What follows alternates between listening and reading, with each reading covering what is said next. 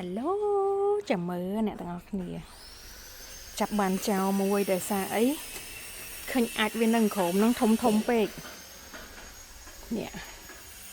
មើលមិនទូចទេណាតែនេះនៅទូចឡើយឯងកាលថ្ងៃមុនវានៅលើដើមទ្រាប់ធំមែនតែនមើលពណ៌គេឲ្យឡើងខ្ជូតឃើញទេនេះ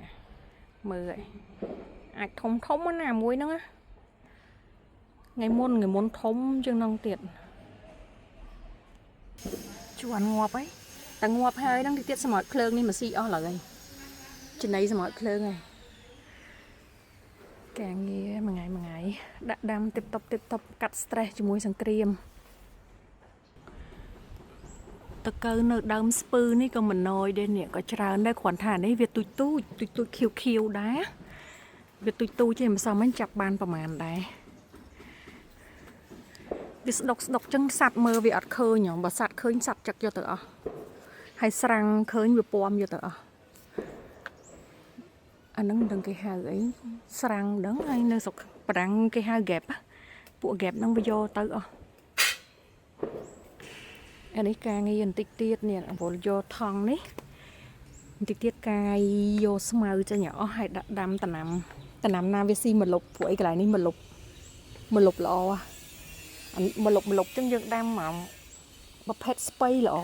កូនស្ពៃនៅផ្ទះដូចនៅមានខ្ញុំបដោះកូនស្ពៃ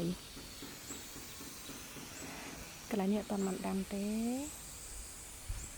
និយាយទៅឲ្យតែនៅក្នុងផើងចេះអត់ទាន់បានដាំទេដោយសារចាំជាងបោះកន្លែងក្រូចនេះដាំហើយណាកន្លែងក្រូចនេះដាំហើយស្អាតហើយភ្លុះមកហើយនេះស្លឹកខ្ទឹមហើយខ្ទឹមក្រហមអានេះខ្ទឹមក្រហមនិយាយទៅខ្ទឹមក្រហមក៏ញ៉ាំស្លឹកបានដែរអានេះខ្ទឹមសភ្លុះលឿនណាដាក់អត់តាន់បានមួយអាទិត្យផងកន្លែងនេះដាំហើយដែរឲ្យតែធ្វើជ្រុងហើយស្អាតមានន័យថាដាំហើយអានេះម្ទេសល្អដល់ហើយ